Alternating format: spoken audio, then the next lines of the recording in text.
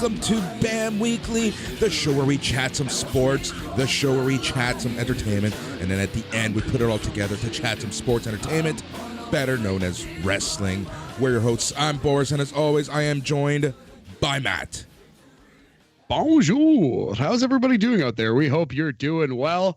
Boris, lots to talk about today, buddy. Lots in sports, lots in wrestling to cover. We can't dilly-dally too much, my friend. But I'm on vacation.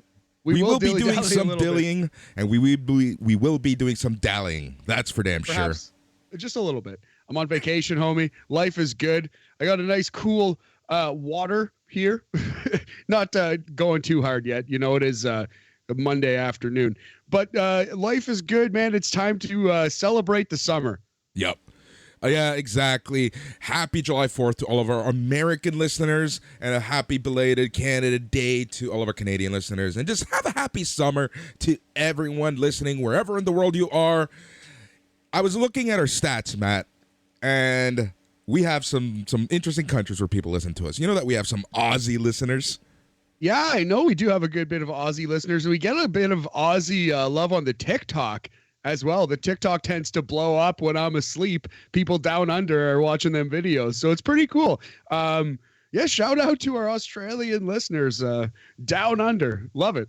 Yep, I say exactly. One day I'm gonna have a list, and I'm just gonna look at some of the rare countries, and yeah, they could be fake and spoofs and stuff, but oftentimes Google Analytics does a really good job. And I have another thing that I connect to our site that allows us to really take a good look at where people are listening to. But yeah, man, it is summertime and it is warm. It is it's kind of dreary out today right now.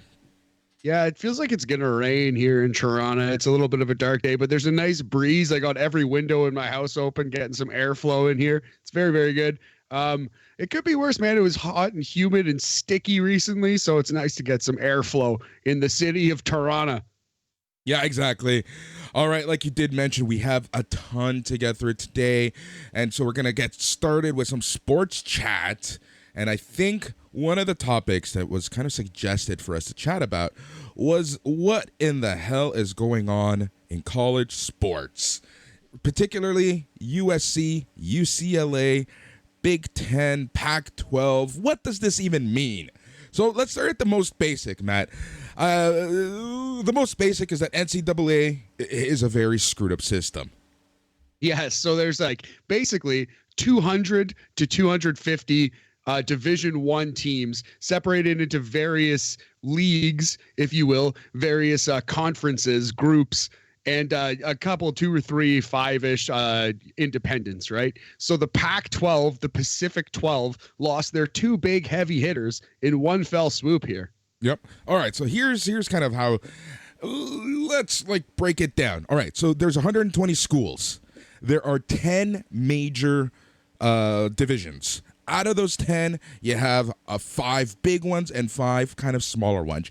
Each of the 10 leagues has 12 members, at least they did. And this is essentially created to maximize proximity, right? You reduce the travel demands, you reduce costs. And this was really huge, especially when TV wasn't a thing. So you were kind of facing schools near you. And this is also builds intrigue for games that are interdivision. And that's where the bowl system really comes into play, right? One day we'll explain the entire bowl system, but right now I just really want to get into the meat and potatoes of, you have 10 leagues, 10 conferences, 12 teams each conference. The basic, at its most basic level, it's to reduce costs and travel demands for each school. Now, we are in a day where TV and content rules all. So we've seen in wrestling, Matt, how big these sports contracts can be. We're right now seeing in the NFL, the race for these contracts. And now with streaming services throwing their hat in the race, man, it is insane. Look at what Amazon is doing with the NFL, right? Right now, the NFL Game Day ticket, which is essentially every NFL game anytime, unless it's exclusive to Amazon, is in this package, and that's actually leaving DirecTV, and looks like it's going to be up for grabs for any bidder. So right now, there's so much money being thrown at TV providers. We saw this past year the NHL signing very lucrative deals with Warner Media and ESPN, correct? Yes, absolutely. Yeah, the NHL, the ratings were going up, and seemingly everybody is satisfied with the NHL. So yeah, like you said, and this is why certain conferences are getting like these huge deals now. Like the Big Ten is looking to be its own huge money-making entity. That's exactly it. I'm so glad that you said that. The Big Ten is essentially the biggest league right now in the USA. They have just finished, and they're going to start negotiating a new TV deal that's looking to be absolutely enormous. Now, part of the Big Ten, or not part of the Big Ten, I should say, at the time, were two very popular schools in USC and UCLA, both located in Southern California and previously part of the Pac-12. So essentially, the Pac-12 is any schools located on the Pacific coast of the USA. Yes, yeah, absolutely. And it's like a humongous blow. Those are the two biggest, most important probably schools in the Pac-12, right? And if you look at the list of schools currently in the Big Ten, so they have Michigan, they have Michigan State, they have Ohio State, and they have Penn State. But other than that, Rutgers. I'm from New Jersey, love some Rutgers, but there's not so many huge schools there. So it's kind of like a big get. Those are two big name schools, for lack of a better term. Yep, exactly. That's exactly what's going on. So last week on Thursday, the Big Ten unanimously, obviously, voted to allow both USC and UCLA into the Big Ten, making this by far the most lucrative division in all of college sports. So the addition of them is going to give you huge matchups. We are going to see USC versus University of Michigan. We're going to see USC, UCLA versus Michigan State versus Ohio State. These are huge games that were only reserved for maybe once a year maximum at bowl season. But now this is just going to be, just another week here. So there's a lot of stuff going on here. And now the Pac-12 is sweating. What are they going to do when USC and UCLA leave? So this isn't going to happen until 2024. But the plans have to start going. So this is giving the Big Ten a huge boost to their contract negotiations for a new TV deal. Good luck, Fox, on retaining that one. And we're gonna see what ends up happening. But this has huge implications, because one of the main components that I said earlier was the fact that this was supposed to reduce costs and reduce travel. But, we live in a day and age now. It's not the 1920s, right? This isn't the 1950s. It's so much easier to travel. There seems to be a lot more demand on college players nowadays. And with, something that I was thinking of, Matt, now that, college players are going to be getting a little bit of the pie, I think that this is putting a lot more pressure on the schools to make that much more money. So, how can we capitalize? How can we make the most money humanly possible? And for USC, UCLA, this is by far this is a no-brainer for them. It's a no-brainer for the Big Ten. And really, this leaves Pac-12 scrambling. Yeah, it's going to keep happening, too. This is what it's going to be. We're going to end up consolidating. And the smaller guys, to make money, are going to try to get some of that TV pie and join up with each other. And we're going to end up with like 2 or 3 power conferences, the way we have massive corporations. You know what I mean? It's kind of somewhat the same thing. Yep, exactly. And that's the thing. Like, I think that you hit the nail on the head when you said that we're going to be seeing a lot more of this realignment, where honestly, I can see some of these divisions really losing out, man. And I don't know. I'm kind of scared to see what the future of some of these programs are going to be. I wonder what the NCAA has in store to give them money to do some, some profit sharing possibly. But, with the Big Ten just aligning itself and making itself like the super division at this point, man, it'll be interesting to see what happens with the Pac-12 moving forward. Yeah, like you said, kind of worried. Like I could definitely see it folding in my lifetime in the next 10 years, 5 years, right? Or at least changing to some wild degree. College basketball, crazy influx. College sports, I mean, college football, college basketball, the NCAA. Yeah, it is absolutely crazy. And one day, maybe when the new season starts, we'll do a preview and I'll kind of talk about how they rank them, how they're ranked before, how they get the bowl games sorted, and all the such. Because the NCAA system, honestly, barely anyone understands. I've done so much reading into it in the past that I kind of know ish, but the rules keep on changing and all that fun stuff. But this is essentially where we're at right now, man. Big changes here in the NCAA. You know, me being a USC guy, loving the USC, loving the Trojans. This is cool in a sense. What's cool about this is that you still get the USC-UCLA rivalry. I think that was a part of this big move, right? Is that USC wanted to make sure that wherever they went, UCLA would go with them so that they can, you know, continue that winner's bell tradition of Southern California. They typically play each other for Thanksgiving weekend at some point. And yeah, man, it's just crazy to think that a game like Ohio State versus USC is just going to be another game on the schedule moving forward. Yeah, as of 2024, you're going to see it every single year. So that's pretty dope. Yep, exactly. So I hope I was able to kind of like explain things a little, make things a little easier. The repercussions, really, it comes down to we're going to be seeing the big fish get bigger, the smaller fish get smaller, and in a few years, I can honestly see some of these smaller divisions, you know, dare I say, close up shop. Yeah, getting swallowed up big time. It's like the mom and pop shops getting swallowed up by a Walmart. Yep, that's exactly what it's like. All right, so shall we move on to some F1?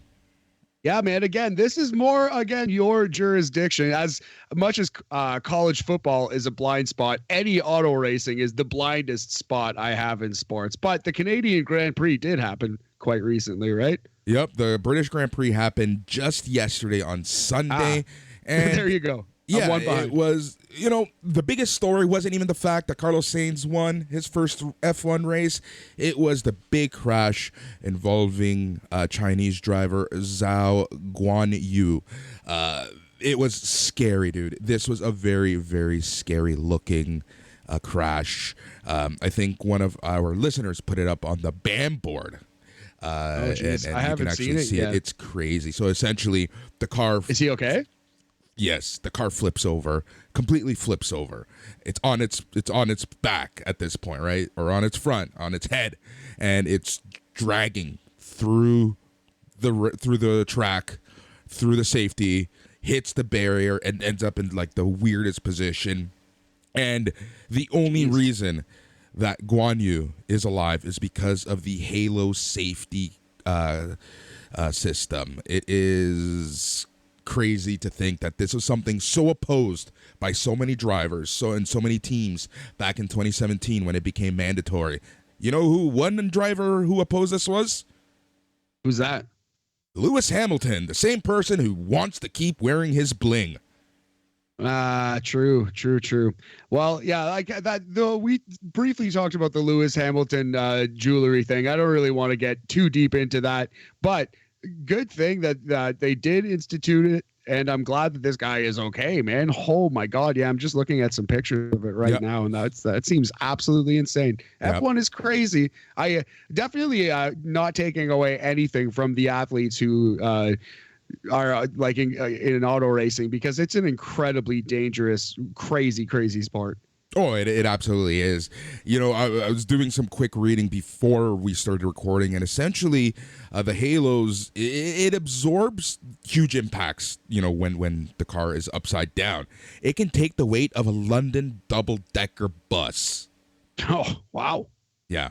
So this was essentially accelerated after a couple drivers unfortunately lost their lives. One in F2 race in 2009, and then one in an IndyCar event in 2015. Both of them were killed after being struck in the head by debris from other cars. So the Halo was actually trialed in F1 in 2016, and then in 2017, 18, it became mandatory for all cars to have this halo system, and right there it has at least saved one life.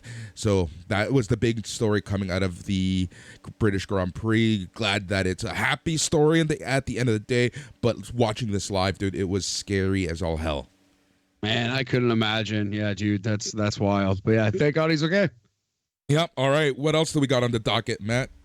I definitely got to talk some NBA. So I want to throw a couple hypotheticals at you. But first, let's talk about what has happened. So it's not quite official yet, but it seems by all accounts, Rudy Gobert heading to the Minnesota Timberwolves, buddy, for a king's ransom. 4 first-round picks, couple pick swaps, Malik Beasley, Patrick Beverly, Walker Kessler, who they just picked. So that's another first-round pick, theoretically. Jared Vanderbilt, who's good. Just lots of pieces for Rudy Gobert going to Minnesota. So what Minnesota is hoping to achieve is kind of what I guess you could say Memphis sort of achieved, the Twin Towers. Like a couple teams are doing this now. Memphis paired Jonas Valanciunas and Jaren Jackson Jr. along with Ja Morant, right? So the Timberwolves are hoping to kind of do the same thing with Karl Anthony Towns now at power forward, kind of the Lightning to Rudy Gobert's Thunder, multiple-time defensive player of the year, Rudy Gobert. So yeah, it's an interesting trade. The knock on Karl Anthony Towns has always been, and the Timberwolves have always been, that they can't play defense. Karl Anthony Towns, gifted offensive player, can't play defense. They got an incredible defender on their team. And Anthony Edwards, 21 years old, he's a potential future multi-time All-Star. So I definitely like what Minnesota has done here, but boy, they paid a lot. They paid too much, obviously. Their team will improve, though. This team is going to be top 4, top 5 in the West. Here's the thing. Sorry for cutting you off, Matt. But at what cost? At an insane cost. Like, okay, you're going to be good for what, 3-4 years max? How much longer do they have control of him for? Gobert, I'd have to look it up, but they had 3-4 years about. And then what? Then what are you going to do? Then what's the plan? Like, the NBA right now, in my opinion, this is like strictly 100% my opinion, and the amount of picks that teams are giving up just to get that initial, like that make that impact right away, get that coin right away. It's absolutely insane. We're gonna be seeing, in my opinion, some teams start struggling, like the Clippers. Like, and what have they done since they got like the Kawhi and everyone else coming on board, right? Not a whole lot of anything, man. Yeah. I think the thought is that we'll just trade whatever star we have, or we'll just keep like looking for the next desperate team who's going to throw their future around. Yeah. And the market is so fucked. The market is so completely screwed. Like you said, that 6-7 first round picks for Gobert. And that's for Gobert, right? Like, there's another big-ass free agent coming, and rumors swirling all around, and that's Kevin effing Durant. Yeah, man. Kevin Durant looking like he's going to be traded. The Raptors now, if you look on like Vegas, you can bet on where Kevin Durant's going to go, and the Raptors have the second best odds of landing Kevin Durant in a trade. Here's the thing. God bless Canadian media. So I was talking with a listener just last week, and they were asking like random questions because they asked me to talk about this Kevin Durant stuff, because they brought up, hey, the Raptors are getting noticed, and they're talking about it. Yes, and here's the thing. You start looking around the web, and every possible Kevin Durant to the Raptors scenario was from TSN or Rogers Sportsnet.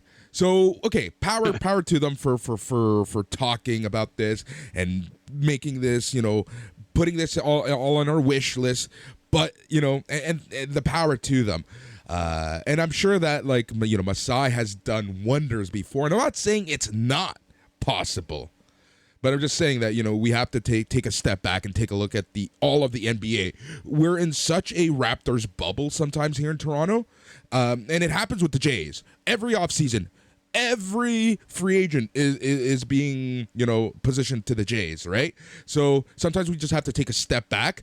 But with this one, it's interesting because if you take a look at what the Raptors' needs are, what we have to give, it kind of sort of makes sense, right? However, are you going to give up a Barnes for this? Are you going to give up draft picks for this? What would you give up for a Kevin Durant? They have a good enough young core that theoretically they wouldn't. Sorry about that. They have a good enough young core that theoretically they would not need to give up or not need to use all these draft picks. Like they can give up some draft picks, 3 or 4 or 5 even. The thing you don't want to lose is Scotty Barnes, man. And I just heard, okay, so on the Low Post podcast with Zach Lowe, Tim Bontemps made an excellent point. I was just listening to it before I got on the air, and I want to ruthlessly steal it. Shout out Tim Bontemps. This is his point, not mine. So when the Shaquille O'Neal trade happened from the Lakers to Miami, right? So the Lakers called up Miami and said, we will trade you Shaquille O'Neal. We want a player on your roster named Dwayne Wade. And Miami hung up the phone. Yeah. And eventually they got the trade done without Dwayne Wade. So, and that's just one example in the history of time, right? But I think the Raptors, they could hold on to Scotty Barnes because Scotty Barnes could be a 8-time, 10-time, 12-time All-Star. 12 times aggressive, but like he could be something that, you know what I mean, like very, very unique in the NBA, and he's got a skill set that's really, really just crazy unique and undeveloped. So I think you need to keep Scotty Barnes. Kevin Durant, as excellent as Kevin Durant is, I think he's the most God-gifted player ever. He's older. He's been injured a lot. The last few teams he's been on, you know what I mean? Like it hasn't ended very well, I think we could say. So who's to say it's going to end very well in Toronto, right? Like it's a big risk for Kevin Durant. Yep. Agreed. I would trade Pascal and OG for him though. I actually would. Would you? Yeah, not Scotty, but Pascal, OG, and a bunch of picks for Kevin Durant. I think maybe you do have to roll that dice. Pascal, 100% I would. And I would see this as the DeMar DeRozan situation, right? Is as good as Pascal is, what we're getting back is just that much better and can add to the bottom line. Absolutely. But we already did our DeMar DeRozan trade, and we won our title with a mercenary. So you know what? If we keep our team, man, I'm very, very excited. If we do not sell the farm for Kevin Durant, I will not be heartbroken. I like this Raptors team, and I think it's a very nice, intriguing young core. But because it's so nice and so intriguing, we do have the pieces to make a Kevin Durant trade. I just hope if and when that happens, we keep Scotty. Kevin Durant and Scotty, that's our Shaq and Dwayne Wade right there. Yeah, pretty much. And that's what I'm thinking. All right, let's stick to Raptors talk. What did you think? How would you grade the Raptors draft? I really liked the kid they picked. The Coloco, right, is his name? The only thing about him was his offense wasn't really there at all, but he's got a good basketball IQ, works really hard, and is excellent defensively. And he's our center now. He's a big ass center. Big ass center. To compare him to somebody, he's kind of like a bigger Bismack Biyombo. That's kind of what we're hoping for. So I think he was the exact player we needed in the draft, and I'm glad we got him. We also signed Otto Porter Jr., which he didn't quite pan out to his level of potential, but you know, the Raptors have gotten these guys before and really made something out of them. So like Rondé Hollis Jefferson and these guys who were supposed to be better than they actually turned out to be. So I'm excited for Otto Porter on the team. Yep. Gary Trent Jr. wants to stay in Toronto. Love hearing news like that. But we recently signed Boucher to an extension. Loving that move. Man, you know, the Raptors have a really good young core. And, you know, like you just said, I am happy with the team that we have right now. Picking up a good young people here and there would be fantastic. And I think what we really, really, really, really need is that bench. We need that secondary line to be what that secondary line did in 2017 to 19. Now that would be ideal. Another big time scorer is what the Raptors do. They just need another star. Something I was thinking, because the Utah Jazz have just traded Gobert. Looks like they're done. They're throwing in the chips. So it kind of seems like Donovan Mitchell might get traded. What if, Boris, the Raptors don't trade for Durant? What if they trade for Donovan Mitchell, OG, and a bunch of picks, get Donovan Mitchell in here playing next to Fred VanVleet, playing next to Scotty? I'd prefer that trade 100%. That could be something. That could be tasty. Just as Donovan Mitchell hasn't won like Kevin Durant. He's not going to the Hall of Fame right away like Kevin Durant is, but he's also probably 10 years younger, way less miles on the body. So, yeah, and what I'm really liking about the Raptors draft pick is that it's, like you mentioned, it's a center. It's a position that, traditionally speaking, the Raptors have sucked in. We've never had, a center, a all-star center, right? Like, we've had good centers. We've had, literal all-star possible centers, but we've never had that center to be that game changer, to be that defensive wall that we absolutely need to contend against some of the teams in the East.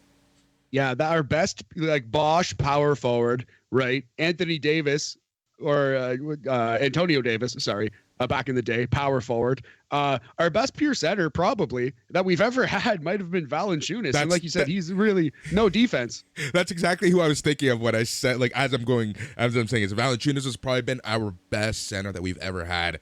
And, yeah, we all know how that went down. All right, there's one last thing about the NBA that I want to talk about, and I'm not sure how much I want to talk about this, and that is current conversations between the Los Angeles Lakers and the Brooklyn Nets involving a trade with Russell Westbrook and Kyrie Irving.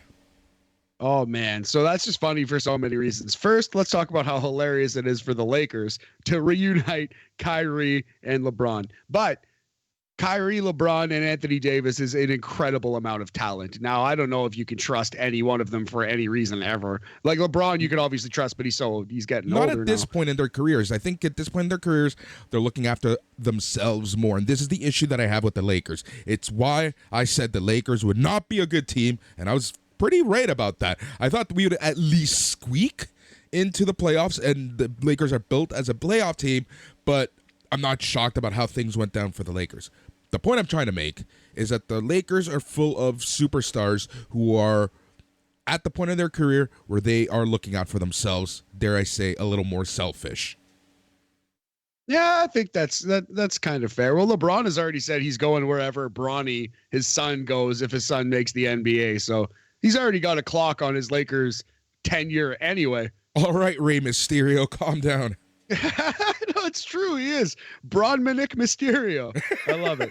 Oh, man. But far funnier than the Lakers thing. As funny as it would be for Kyrie and LeBron to reunite one more time. Could you imagine Russell Westbrook and Ben Simmons on the same team just throwing up bricks? Oh, that would be it's just a sight to, the sports shows and the clips and the worst ofs, they would be full of gold, I'm sure. The Shaqtin' a Fool. Yeah, it would be hilarious. So I really hope that trade happens, especially for your sake as a Lakers fan. I don't know about that, man. I think the Lakers, honestly, lead to just completely blow it up. Forget about LeBron. Forget about Antonio Davis. Let's look 3 years down the line, see what we can build. This team is not going to win a championship. Well, you said it, man. You said it, Lakers fan. We'll see. Maybe Kyrie will be the spark that they need. Hey, and if I eat crow, good on me. But yeah, I just do not see that this team, LeBron's getting older. Every one of these superstars are getting older. All right, so the question I do want to ask you is, seeing what's going on in the NBA trade market and the free agency and especially the picks, the amount of picks, what the hell is Brooklyn gonna get? Well, that's the thing. I guess they're gonna get 7 firsts if Rudy Gobert. What can you trade even more? What's the maximum amount of draft picks you are allowed to trade? They will get that plus assets. Yep, exactly. It's absolutely insane, what the NBA is right now. But love the free market. It makes off season fun. Oh, 1,000%. Speaking of a fun off season, we got a fun off season to come in the National Hockey League, Boris. First of all, though, congratulations to the Colorado Avalanche winning the Stanley Cup, hoisting the mug.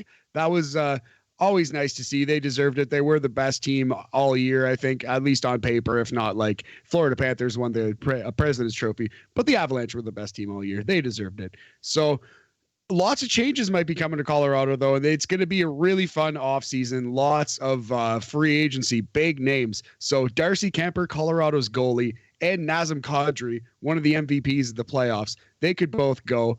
The Leafs goalie, Jack Campbell, St. Louis's backup, Ville Husso, who stole the job but lost it again in the playoffs. So that he's interesting. Marc-Andre Fleury, also Hall of Fame goalie. He's on the market. Johnny Gaudreau from the Flames, probably the best forward on the market. Philip Forsberg from Nashville, also on the market. Claude Giroux on the market. Phil Kessel, your boy. Andre Palat, Stanley Cup champion. Evander Kane, who resuscitated his career in Edmonton. Chris Letang and Evgeny Malkin from Pittsburgh. And Chicago wants to trade Alexander DeBrincat, who's a small little guy, 5'6", 5'7", but an incredible goal scorer. So lots of movement to come in the NHL. Yep. Oh, yeah. It's going to be a crazy offseason. We were kind of expecting this to happen, though. Like, we talked about this when we were starting to get whiff of some of the contracts ending, right? So, yeah, it's going to be a crazy offseason. Who do you think, off the top of your head, is going to make a splash in the offseason? Well, the Kings already traded for Kevin Fiala, and they still have a lot of draft picks in the cupboard. I wouldn't shock me to see the Kings trade a couple of their draft picks, a couple of their prospects for Alex DeBrincat, and the Kings go all in. The Kings maybe with whatever, because they already have two good goalies in Cal Peterson and Jonathan Quick. Quick's getting old. They have a good squad, young and old players. Kopitar's nearing the end. They have Philip Dano. This is like the time. I think the Kings are going to go all in, and it wouldn't surprise me to see on the draft, which we'll cover next week because that's Thursday and Friday of this week, I believe, the NHL draft. I think they'll trade for DeBrincat at the draft. That's my guess right now. Yeah, I wouldn't be surprised. I think you're right about that. I've seen that like scenario pop up quite a bit recently, and it's for sure something that I can see happen. Yeah, definitely. And Montreal, I think they're still going to pick Shane Wright. There's been talk that Juraj Slafkovsky, or sorry, I mispronounced his name, but the sick Slovakian player, he might go number one, but I do think that's just smoke and mirrors. As Cody Rhodes' old theme song used to say, Boris, I think ultimately Montreal will take Shane Wright. And maybe he's the number 2 center for 10 years instead of the number 1 center. But they already have Nick Suzuki, who should be a number 1. So, hey, we're fine. Yeah, exactly. Any other Canadian teams making a big splash either direction? Well, so the Flames might lose out on Gaudreau, and that would hurt because the Flames had a great season. If they can keep Johnny Gaudreau, there's no reason to think Calgary won't be top of the West again. If they lose Johnny Gaudreau, Flames are in trouble. Flames are in deep trouble. The Leafs might lose their goalie, which would hurt. They're going to need to pull something out of their hat there. The Oilers, I'm thinking, are going to get Ville Husso from St. Louis. That's my guess. But yeah, I think it's worth keeping an eye on the Flames there. Johnny Gaudreau, he's their best player. He could just walk for nothing. That would be devastating to Calgary. Oh yeah, that's yeah. They need to re-sign him ASAP. So hopefully they can get that done because Calgary's a team, a Canadian team that I don't hate. No, absolutely not. I think Calgary is damn fine. Man, watch out for this. Brian Burke, former Calgary Flame GM. If Pittsburgh loses Letang and loses Malkin, frees up all that money, Johnny Gaudreau might go to Pittsburgh to play with Sidney Crosby. Could you imagine? I can see that. I can 100% see that, dude. Yeah, especially right now that Crosby is kind of, he's nearing the end, right? Absolutely, man. 35 this summer. I know because I am 35 this summer. Yep, man. Everyone crazy. has that one athlete. I think we said this before, but everyone has that one athlete who's like just a little bit older than them, and it eats them up inside their entire life. A good chunk of wrestlers for me. A good chunk of wrestlers. Ciampa, just like Moxley, etc. Roman Reigns. Oof, yes. Yeah, it's Sidney Crosby for me, just to say like a month younger than I am. But you know what? You and I, my friend, we are peak male performance, not those athletes. You might not like it, but this is what the peak male performance looks like. Exactly. All right. Anything else, or is it time to move into the sports entertainment side of the show? Yeah, I think that covers it for sports chat. Hope we did a good job, and we'll cover more, hopefully a Kevin Durant trade and an NHL draft next week. Yep. What we should actually do in a couple weeks is the MLB midpoint check-in, because every team got through their midpoint this past weekend. Nice. So we should do a midpoint check-in, kind of see where things are at, see which teams are flopping, which teams are in dire need for all the pitchers, aka the Jays, and we'll kind of get through that and kind of see what's going on in the MLB. Nice. I've been meaning to have my buddy Adam Gourlay on to talk some baseball, so maybe we can get him on. That'd be dope. Or also my friend Pat Selly, who's going to come on to talk some TNA a little later. He's a big baseball head. We got some baseball fans here on the bench at BAM. Speaking of TNA, let us move on to wrestling, because last Friday on July 1st, Canada Day, Impact Wrestling had a Impact Plus special against all odds. Dude, 2 weeks after Slammiversary, quick turnaround. I was thinking, it's an Impact Plus special. Meh. I covered it for Slam Wrestling. You can find my report at slamwrestling.net. And honestly, Nice. dude, this show was good. Banger, eh? That's 2 pay-per-views in a row for TNA that have been pretty good. That at least 2, like 3, 4, 5. Yeah, it's been a few. I'm going to run down the card real fast, kind of talk about the stories coming in, coming out, and wrap things up that way. All right, so the night started off with the Bullet Club, Chris Bay and Ace Austin versus the Motor City Machine Guns, Chris Sabin and Alex Shelley. Dude, Motor City Machine Guns still got it.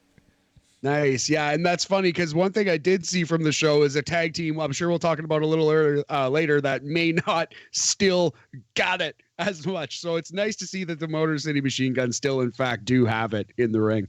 Oh, yeah, they still got it. This is a fantastic match. Motor City Machine Guns end up winning, much to the chagrin of the Bullet Club. All right. So then we get Chelsea Green and Deonna Purrazzo versus Mickie James and Mia Yim. This match was pretty fun, I gotta say. I'm sensing a Mickie James heel turn. I don't know why, but I'm really sensing a Mickie James heel turn soon. It kind of seemed like she softly turned heel in the Queen of the Mountain match. She got involved way too much for a fiery white meat baby face, right? It was a little selfish. Yep, exactly. All right, so Purrazzo sends Yim to the outside. Mickie dove over Green and super kicked her, but Green and Purrazzo connect with the spinebuster backstepper double team for the win. So Chelsea Green, Deonna Purrazzo pinned Mickie James. I can see this week on Impact Mickie James blaming Mia Yim for the loss, and that's how we're going to get the mega powers erupting. Nice. Yeah, I can see it. Like where your head's at there, buddy. It's going to happen. Match of the night. X Division Championship match. Okay, before I tell you what's going on in this match, dude, the X Division is back and then some.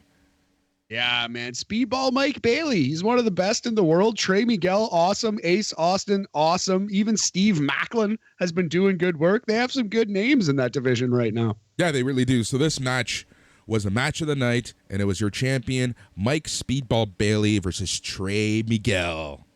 Amazing. The lost MSK man. Yep. And you know what? Yeah, I guess he's the most successful in the grand scheme of stuff. At this moment, you'd have to say, although I still think Wesley has the highest ceiling in terms of pure talent and in terms of where he's at. But right now, Trey Miguel's in the lead. Yep, and this match was very 50-50. It was so good. Tons of back and forth, diving meteoros, Indian death locks. You had it all the kicks, all the, just the strong style. You had the little Karate Kid doing little Karate Kid stuff. You had Trey Miguel kind of, bringing it to Bailey. But at the end of the match, we saw Miguel hit a flying meteora for a 2 count, but and then he sweeps Bailey off the middle turnbuckle, but Bailey was able to connect with the Flamingo Driver for the win and the retention of his X Division Championship. Nice. I'll definitely check that one out. Sounds like it might be list worthy, Boris. Yes, 100%. All right, after this, we saw Taya Valkyrie and Rosemary, your knockout champions, versus Tennille Dashwood and Giselle Shaw with Madison Rayne. This match was all right. Nothing really of note here. Taya Valkyrie and Rosemary end up winning. After the match, Madison Rayne got involved. All the heels are doing their attacks as they're leaving the ring.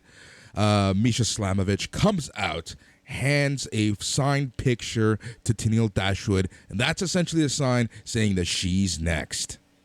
Nice. I like it. Misha Slamovich needs a little more play on Impact. Well, that's what we've been saying, right? Like, you can only do future superstar versus jobber match for so long, like, especially in this day and age. Absolutely. It's good. It works. Like, got Ryback over, but at the same time, like, yeah, it has a shelf life. It does. And that's kind of like my, I guess, fear, for lack of a better term, where my curiosity is with Hook, seeing how they use him. That's a great call. Man, if I was booking, I would try to turn Team Taz babyface, because they already love Hook. They already love Ricky Starks and Hobbs. Turn Team Taz babyface and have them maybe feud with the Jericho crew, and have Taz mix it up with Jericho Taz mix it up with Jericho, but have Hook mix it up with Jericho, Sammy Guevara, and crew. Anyway, I think Guevara and Hook would be a great match. Yeah, absolutely. Kind of two sides of the same coin in a way. Yeah. All right. Honor No More versus America's Most Wanted and the Good Brothers. Woof. This match. Woof. Oof. Oh boy. Yeah. So I saw some clips of the Wildcat Chris Harris, the Wildcat Braden Walker. No more.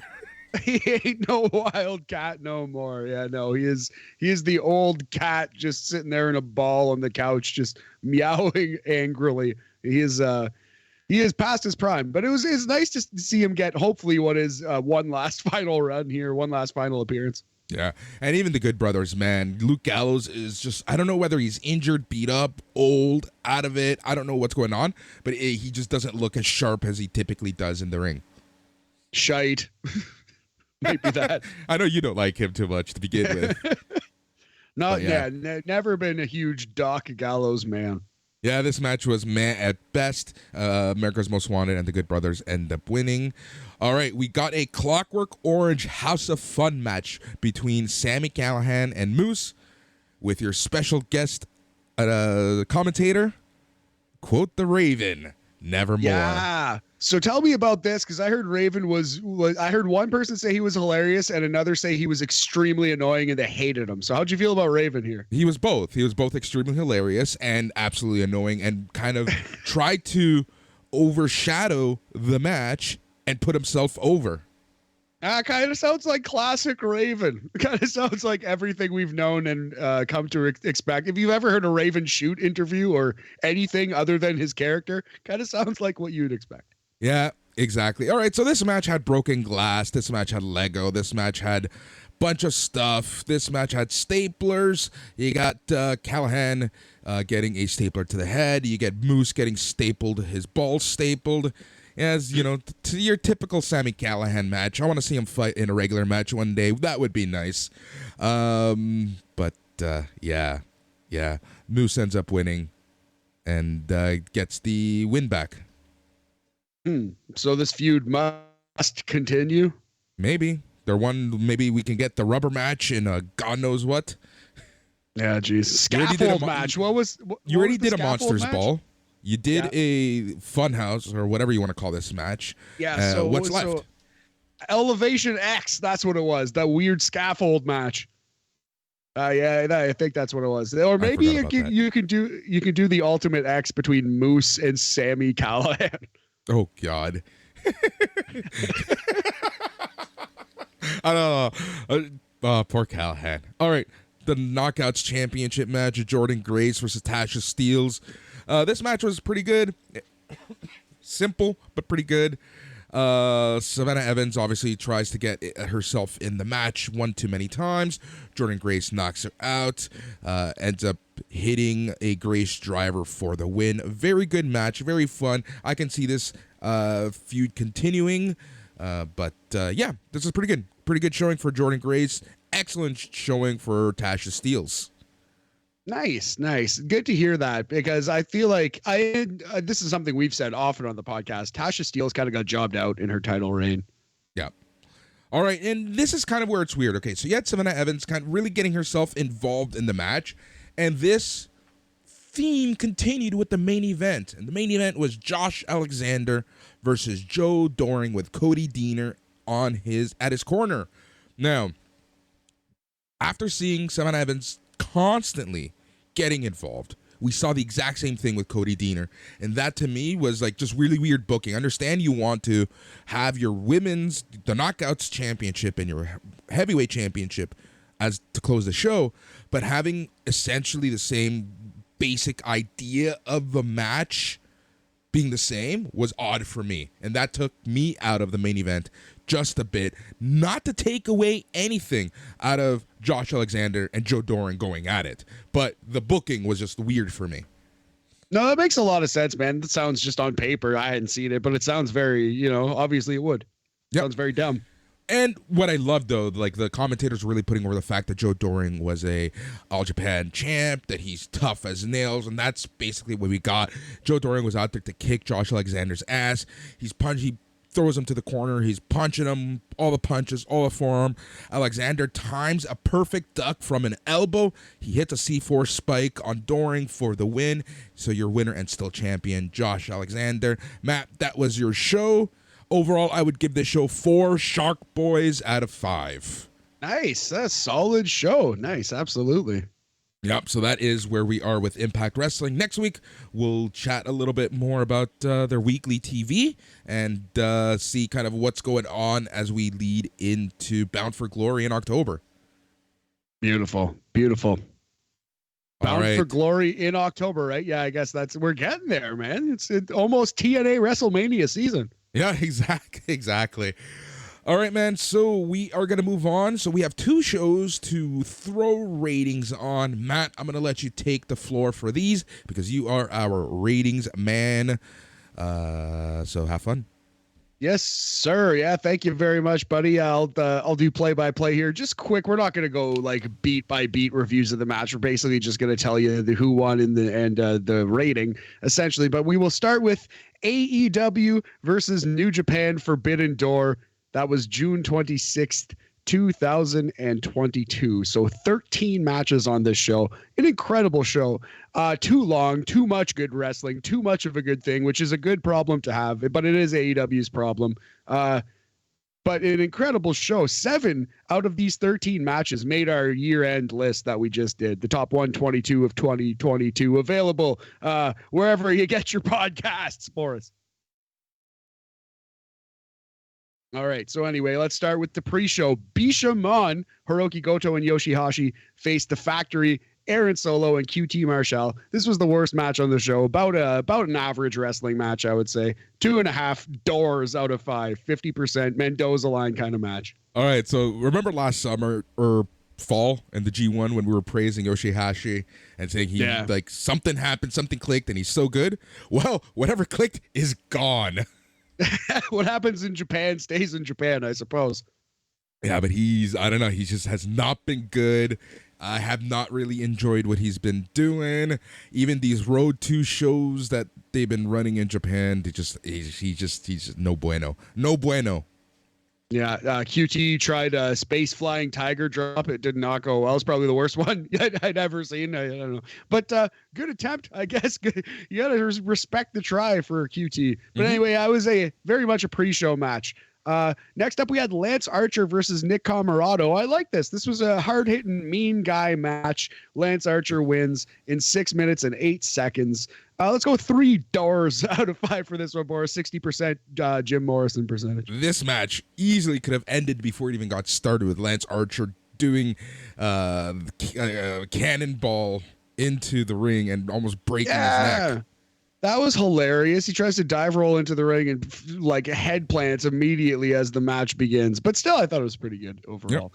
Yep. Next, the best thing on the pre-show for sure. Suzuki Goon, El Desperado, and Kanemaru versus Swerve in Our Glory of Swerve Strickland and Keith Lee. Very solid match here. I like Swerve in Our Glory. I'm worried they're going to break up soon, WWE style. Yeah, it seems very rushed too, right? Yeah, it does, man. I guess it's the first time, really, if they do immediately break up, AEW's ever done this story. But because it happens so often in WWE, it just feels like a trope. I don't think it's something they should do. Here's the thing, and I'm not trying to take a dig. I am just saying that, we're going to start seeing some tropes happen in AEW, and I hope that they can avoid them as much as humanly possible. But I think, we're going to start seeing some of these tropes happen. Yeah, I hope they can avoid them too. I hope they can avoid them in this case specifically because I like these guys a lot. I like their chemistry. I think they have legs as a tag team. I still think Lee Moriarty should join them and they should be a trios. I like it, man. They could stand to add a couple more people for sure. Swerve in Our Glory win 12 minutes and 8 seconds. 3.5 doors out of 5 for that one. Excellent. Next up, the final match of the pre-show was the Gun Club and Max Caster versus Alex Coughlin, the DKC, Kevin Knight, and Yuya Uemura. Good match for what it was. Like you could say average to above average. I think the whole kit and caboodle, the whole presentation with Max Caster especially, I like his raps at the start. We'll give it 3 doors out of 5 for this one. The Gun Club win 5 minutes and 35 seconds. Yeah, and I like the fact that, you had the Ass Boys getting run out of the match, but you still had your veteran in the match, right? And it kind of served the story that happened in Dynamite, where Billy Gunn ultimately chooses, his new kids. Yeah, absolutely. I thought that was pretty clever. I actually didn't connect those dots until you brought it up. So thank you very much. That's a good call, and it made Max Caster look good. So that's what I'm here for, buddy. All right, let's move on to the main show. Yes, so we started off with a bang, one of the best matches on the show, the trios match. The winners got the advantage for blood and guts. So it was Eddie Kingston, Shota Umino, and Wheeler Yuta versus Chris Jericho, Minoru Suzuki, and Sammy Guevara. I love this match. I thought it was excellent. We went 4.25 doors for this one. 85%. It is an A in Canada, in Ontario anyway. I know that there are some people who disagree with this point of view, and they don't like this person. But every time I see Eddie Kingston now, I get so angry at Tony Khan for not having the balls to put him in the main event against Tanahashi. He should be the interim world champion right now, and he should be facing Punk, and that would be such an awesome story. The first feud that they had, that promo that Eddie Kingston cut, it was like Cactus Jack style. It was like Kane Dewey when he was talking about the being the razor or the snail. Yeah, I had a dream. You know what it reminded me more of? Snail. It reminds me more of ECW Mick Foley. Exactly. Yeah, Cactus Jack, Kane Dewey era Mick Foley. That's what it was, man. It was so incredible. And you have that to play off of. He could have been the interim champ, and they could have still thrown it in his face. You still can't win the big one, Eddie. You're only the interim champ. You'll always have the asterisk. It would have been so perfect. But nope, they had to do Tanahashi because he fucked him out of that match for 2 straight years. Yeah. Now here's it's so New Japan of Tony Khan there. But anyways, I think that at the end of the day, we'll see where they go with everything. But it just sucks because I feel like Eddie Kingston has so much to give. You can get so many great storylines. He's so great at creating storylines out of literally gestures and looks and couple words, couple promos, and yeah. Anyways, let's move on. Yeah, man. Yeah, they AEW is great. It produces great wrestling, but they're bad at striking when the iron's hot. And they've completely cooled off the MJF thing. They've completely shut down that storyline. That just is bad now. They're running the risk of losing it with Eddie Kingston. Arguably, they missed the boat on Orange Cassidy, although they're heating him back up. One team they're not missing the boat on is FTR. They're actually striking while the iron is hot with FTR. As we see in the 3-way tag team match, Ring of Honor tag team titles versus IWGP tag team titles. So it was FTR versus the United Empire versus Roppongi Vice winners take all. FTR took all. I thought this match was also great. 4 doors out of 5 for this one. A minus 80%. What I really enjoyed about this match is the fact that a lot of people overlooked Roppongi Vice, but during the match itself, there were many times where it's like you were led to believe, hey, maybe they can actually take this, because they both, like, Roppongi Vice have connections to ROH and New Japan. Absolutely. And it was kind of interesting. Like, they were the team that had neither title. So it could have been an interesting story that they left with both. Although I do think at the end of the day, it was pretty obvious that FTR were going to win. But I agree with your point for sure. For sure. It was 100% obvious. But it just goes to the point that we always make when we're talking about wrestling. And that's sometimes even when you're like 99% sure on what the outcome is going to be, if they can make you doubt yourself as the match is happening, that's a good match.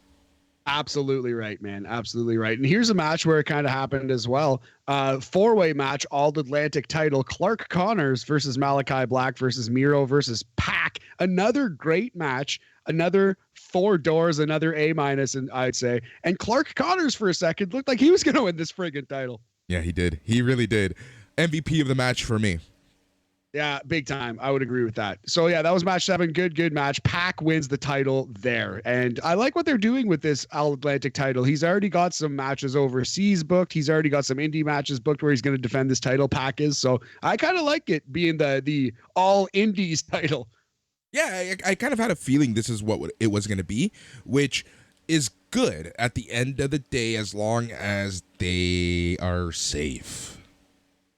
Yeah, we'll see. Hopefully they go to reputable, good indies.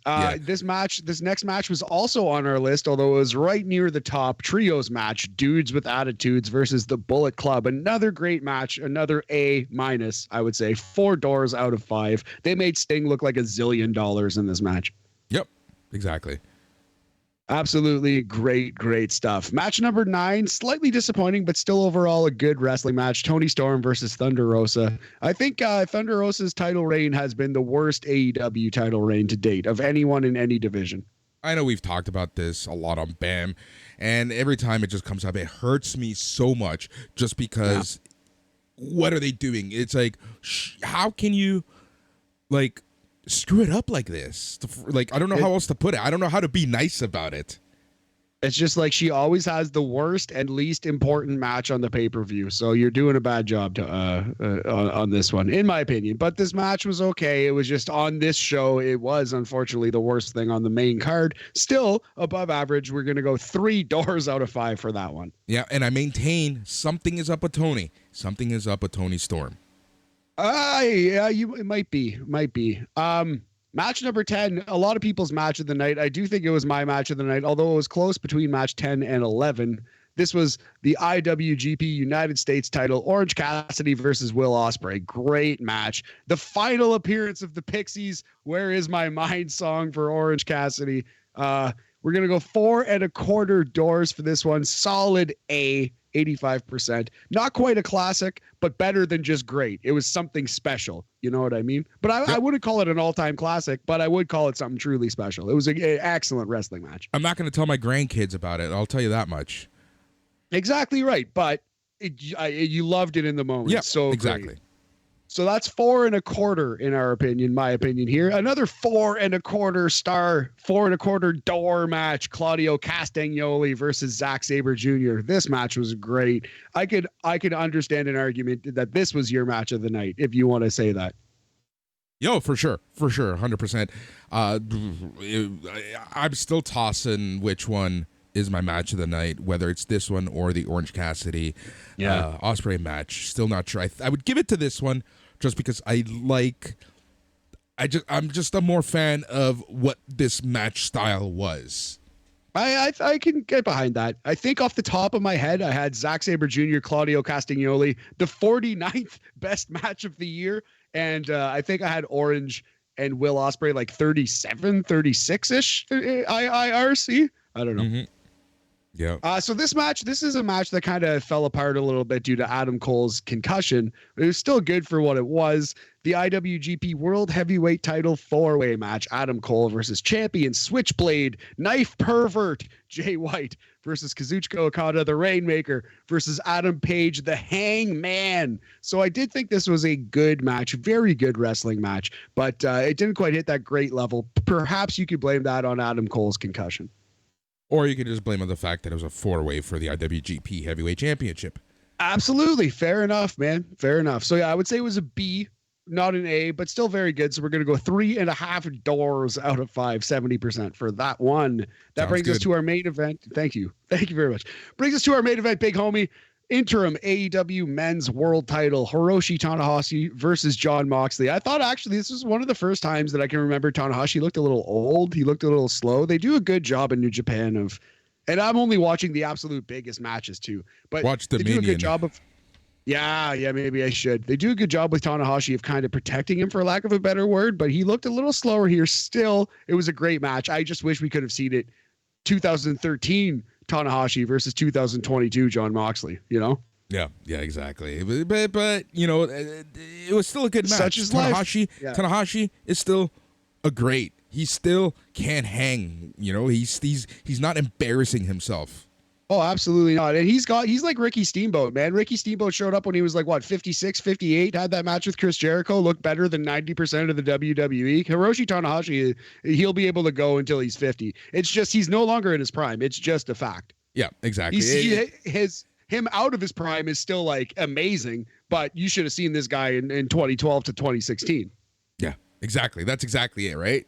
If you have the opportunity to watch up classic New Japan matches, oh man, we should do like the top Tanahashi matches at some point. Absolutely. That would be a fun one to do. Maybe we should, that's a gimmick. Maybe even for YouTube, we'll talk about it. But yeah, great match. All the same, 4 doors out of 5 for this one. And they go off the air brawling to set up the real main event of the week, Blood and Guts, which was, in my opinion, better than anything on this excellent show. Yep, I agree. Now that I completely watched both shows, Rampage and Dynamite on TV, I can tell ya, man, watching it live, an experience so cool. Having said that, these matches, and I'm talking about Blood and or Guts and the Royal Rampage, 100% made for TV. Yes, yeah, absolutely, man, for sure. They were better matches live. Better consumed via the television set as opposed to watching them live, but being there, being with the crowd, yelling with the crowd, being part of that community, witnessing this in front of your eyes, seeing people being thrown off a freaking cage and everything that happened, right? Like it's an experience within itself. I couldn't imagine, man. I definitely would love to see one day. That's really, really dope. And it's actually, what's funny, I've been thinking about it. Like you said, it was such a good point. That bump that Sammy Guevara took, that might have been the safest thing I've seen him do in a big match all year. Yeah. Isn't it funny? Because I watched, over the weekend, I watched the Sammy Guevara Scorpio Sky ladder match. Dude, those guys, I don't know. I don't know how anyone would agree to that match on paper, saying, go out and do that match. That Phoenix 630 senton that he almost Sammy almost killed himself on, so hard to catch from Scorpio. Like, I don't know what they expected to happen there. Like, that's just insane. Yeah, exactly. But, you know, credit to where credit is due. These guys are amazing. And, just watching one, like I said, hell of a match. All right, so let us move on. Quickly, let's do Money in the Bank. Not nearly as good a show. One great match, I thought. One great moment. I also thought a digestible, watchable show, but nothing like last year's Money in the Bank, which I thought was excellent. It was an average show, right? Like, it wasn't bad, but it wasn't excellent. It wasn't too, you know how lately we've been saying how WWE does a great job at their premium live events. They've always been good. They've always been fun. This one was probably the worst of the year, but it wasn't bad. It wasn't a debacle like some people want you to believe. No. But yeah. It was not a debacle by any stretch. I thought it was better than your average Raw. You know what I mean? But it wasn't that great. It was solid. But I can see the argument that it was the worst one of the year so far. So let's start with the women's Money in the Bank ladder match. Tough match to rate here. Alexa Bliss versus Asuka versus Becky Lynch versus Lacey Evans versus Liv Morgan versus Raquel Rodriguez versus Shotzi. Shotzi had a rough go. God bless her. We talked about it when she was in NXT. She is the most reckless, abandoned, throw caution to the wind wrestler in WWE by a wide margin. What she did to Alexa Bliss. Yeah, well, did you see what she almost did to herself a couple times? There's some bad ones. The fact that she does it to herself also, it's just like tranquila, right? But it's the fact that sometimes she takes others out with her, especially people who have concussion issues, like an Alexa Bliss. Yeah, man, that's scary. Not what you want to see. So I don't know. Her performance notwithstanding, I thought this was a pretty good match. They did work really hard. The crowd was into it. I thought the right person won. One thing that's funny is something that I always say, like, you could tell by the entrance how fired up someone is sometimes, or certain reactions in the entrance. You can tell who's going to win. Liv Morgan came out crying to this match. She was already crying. Pretty clear that she was winning this briefcase. It's really funny. Had I watched that live, I would have been like, well, we know who's winning this one. But so I thought that was funny. But yeah, so tough match to rate. I would say I would say a good match that you kind of have to knock something off of, just because a lot of it was not just sloppy in the ring, but sloppy production wise too. Like, they missed some things. I don't know about this one. So yeah, we're putting it right on the Mendoza line. Maybe it should even be worse, but we're going to go 2.5 rungs out of 5 for this one. Yep, I can totally agree with that rating. All right, next up we had 2 WWE Raw matches here on pay-per-view. Bobby Lashley versus Theory, total Raw match. It was good, not great, nothing wrong with it. Went a long time, told a decent story, and the right guy won, thankfully. Bobby Lashley is your new United States champion. Went 11:05. Actually felt a little longer than that, but yeah, total WWE Raw match in a good way. 3 rungs out of 5. Yeah, and you knew that they have plans depends what way you want to look at it, for Theory, just because the way that he presented himself, the way that he got up from some of Lashley's moves, the way that he put up a good fight, the way that he almost won the match, right? Like, you can tell that they wanted to keep Theory super strong.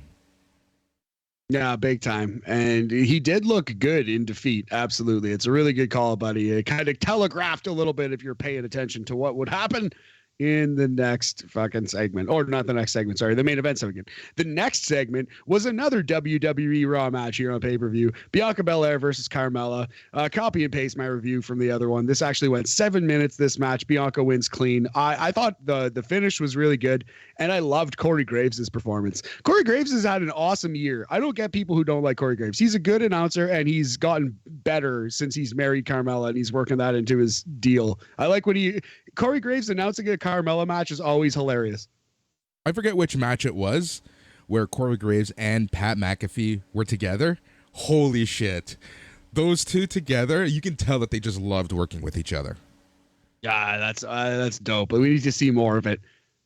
Raw tag team titles, Street Profits versus the Usos, by far the match of the show. Great match. If I were to throw this into my list right now, it'd be on the list. Maybe 75 to 100-ish. Like, it was a really good match. 4 rungs out of 5 for this one. I just wonder where they go from here. Are the Street Profits gonna break up? Like, what happens now? They teased it, right? They made the huge tease at the start of the match. Yes, they did. So it kind of seems like that's where we're going. I feel bad for Angelo if it happens. He's going to quickly be the Jannetty of that fucking situation. I don't know, man. Honestly, I forget who I was having this conversation with. No. I know. But I love how we always have to have one Shawn Michaels and one Marty Jannetty, which typically happens, right? It's just natural for that to happen. But I say over the past few months, Angelo Dawkins has been putting in the work, and I think that he kind of obviously know what's going to happen, but I feel like he's really trying to get to a level before that happens. I think you might be right about that, man. Yeah, it was not a nuanced take on my part. It was just a silly little No, I know. joke. No, but it's true. Yeah. No, but thank you for pointing that out and standing up for this guy. You know what? I hope he does make it. I think he's very talented too. He's a good promo. I think he's a way better talker than Montez Ford. Although Montez has a great personality, I think Angelo Dawkins is a better talker. You know. Anyway, neither here nor there. What I would do: Angelo Dawkins, Trick Williams, Carmelo Hayes. Oh, that's interesting. He can join that group, be some kind of muscle for them. That's like cool. I can see it. Be like the opposite New Day or something. I can see it. Okay, man, here we go. SmackDown Women's title. Another WWE Raw SmackDown match. It felt like a TV match here on pay-per-view. Good, but not great. Ronda Rousey versus Natalya. A feud based on baby carriages and racks. Not the worst build I've seen in WWE. All things not considered. The worst, not the best.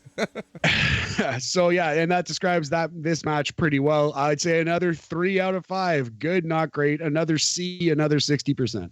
All right, let's move on to the next segment. Yeah, we saw a cash-in. Liv Morgan runs out, beats Ronda Rousey in 35 seconds, and is your new SmackDown Women's Champion, and apparently is going to SummerSlam to wrestle Ronda Rousey again, July 30th, just a few weeks from now. Yep, that's the plan. So you deserve a chance. A little aggressive, in my opinion, notwithstanding. But hey, the crowd likes her. Here's She's the a thing. baby Liv face. Morgan, who am I to say she doesn't deserve it? Since the beginning of the year, this is the thing. You don't watch weekly TV. I don't. Like, you've watched her in some premium live events. You've seen, but in the weekly TV, they've been like really building her up. You can tell that they had something for her. We don't know what. And I'll be honest. I'm shocked that she cashed in because it was the most non-face thing to do. But at the same time, even if you're a face, why wouldn't you cash in at that point? How do you feel about the quick cash in? I think it's kind of lazy and dumb that the women always have to quick cash in. They like, that's obviously just like, in a way sexist, in a way like just lazy. But I think it was a good moment, and I kind of think they should use this as the impetus for Ronda to turn heel, at least for a month, at least work heel versus Liv Morgan, you know? Yeah, agreed. All right, man. Yeah, so then we had the men's Money in the Bank ladder match. Drew McIntyre versus Madcap Moss versus Omos versus Riddle versus Sami Zayn versus Seth Rollins versus Sheamus versus Theory. So this was a good match.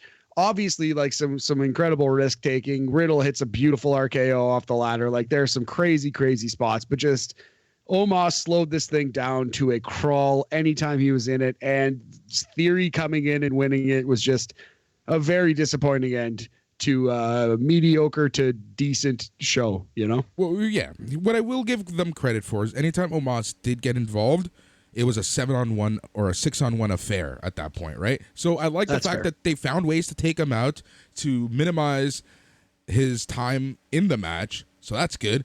And the whole Theory thing, like, I don't know. One day we're going to get into it, but people love complaining that they don't create new stars, right? Yeah, it's fair. You get something, and then they still find ways to complain about it. It's just, I think it's a little bit beggars can't be choosers, but at the same time, I think it's fair to complain that this isn't the guy. This ain't it, Chief. You know what I mean? Like, it's fair to be like, I don't think, like, of all the people, of all the talent you've had come and go, of all the guys you released, of the 90 people who are now in AEW, this is the one because he's jacked and he takes selfies. This is the one that Vince McMahon is just absolutely throbbingly erect for. Sorry, I don't want to be homophobic here. I apologize for that joke. Anyway, it's just Vince McMahon just loves this fucking kid. It's obviously clear. It's just, to me, it's just like, I don't, why him? Why Theory of all the people? But hey, I guess you could have said why John Cena, just because he's jacked and it worked out pretty well for him. Exactly. That's exactly it. I always bring up the John Cena example just because you just never know. You never know what's going to happen. Do I like how it all came down? No. Am I going to give it time? Hell yeah. All right. I don't like ending shows with WWE just because I always feel like there's always some negativity around it. So I kind of want to let's talk some pro wrestling gorilla, because on July 3rd from the Globe Theater in Los Angeles, California, they had a 19 event. Now, yes, PWG 19, man. Yeah, PWG is one of it's basically the grandfather of AEW, perhaps the cool uncle of AEW. Yep, the Boris of AEW. So, let's go through the card, just because some of these matches looked so freaking cool. For example, it's like what I love about PWG is the combinations. Like, it's people who you never think you wanted to see in a match. For example, Davey Richards versus Kevin Blackwood versus Jonah. Amazing. And Jonah. Yeah, that's Kevin Blackwood and Jonah. Yeah. Wild triple threat match there. Love it. Yeah. Yeah, Davey Richards ends up winning this one. This is a match that I would pay tons of money to watch live. Speedball Mike Bailey versus Buddy Matthews. Oh, on paper, that is tasty business. Yeah, like you said, PWG has a great way of booking these things, and Speedball is a PWG legend at this point. Oh, yeah, exactly. All right, we had the Tag Team Championship. You had Black Throne, Brody King, and Malachi Black versus Aussie Opens, Kyle Fletcher, and Mark Davis. That's a tag team dream match right now. Aussie Open have been doing incredible work for the last couple of years. And the House of Black PWG tag team champions, baby. Yep. And then get this. For the main event, it was your champion, Daniel Garcia versus Konosuke Takeshita. I can't wait to see that match. I cannot wait. Now, we're still waiting to see the first show they did, which is BOLA, Battle of Los Angeles. That was way back in January. We're still waiting to see that. They've also done another show this year, and this is now the third show, the 19th anniversary, 19. But, man, that apparently... I've heard nothing but good things about that main event. Apparently, it's one of the best PWG matches in years, and Garcia and Takeshita brought it, so I can't wait to see that one. Same. Garcia and Takeshita. Holy crap. And to think that this is a match that we can watch just, on any Dynamite, any Rampage, any Dark. Yeah. Well, let's hope. Yeah. Let us hope we could see it one of these days. Yeah, man. I'm sure Tony Khan's going to book it soon. But yeah, I'm excited for PWG. You know what? PWG 20th anniversary is coming up in 2003. Maybe we'll talk a little more PWG, man. Especially if they can get a streaming service going with AEW. We'll almost have to start watching the shows, like the old ones. Maybe we could do like 20th anniversary of PWG like we were doing with TNA. Maybe I'll make up a list of some kind. Perhaps that could be cooking up. Who knows? What I love about PWG, like, as much as I want to watch these shows right away, there's that whole, like, archaic, I feel like you have to be a tape collector to watch these shows. Yeah, it makes it special in a way, but also it's annoying to have to wait 6 months for it, and I wish they would just make them accessible and stream these things because it's 2022. Exactly. Yeah, exactly. That's the having said that for point. All right, so that is it. That is wrapping up another episode of BAM, where we chat some sports, we chat some entertainment, and then at the end, we put it all in a neat little package to chat some sports entertainment. Matt, it's been a crazy few weeks. I know that the next few weeks, we have tons to get through, including an ROH show, more Impact, just so much on the docket. We have SummerSlam at the end of the month as well. All the stuff. Yeah, dog. So yeah, I think I might be. I'm going to be on tomorrow's NXT talk. I might be out for the next 1 or 2 NXT talks after that. But we do have a Ring of Honor after pod. It's going to be awesome. I think I'm going to be on the SummerSlam after party if you'll have me, and BAM will not be affected. We will continue rocking BAM every Sunday to Monday-ish here for y'all. Thank you so much for listening. Hope you checked out the top 122 of 2022. Hope you check out the TikTok page. The people have spoken. More Buff Bagwell. Boris, they love Buff. He's the stuff, and the chicks just can't get enough. He's Matt, I'm Boris, and just remember, stay tranquilo. Yeah.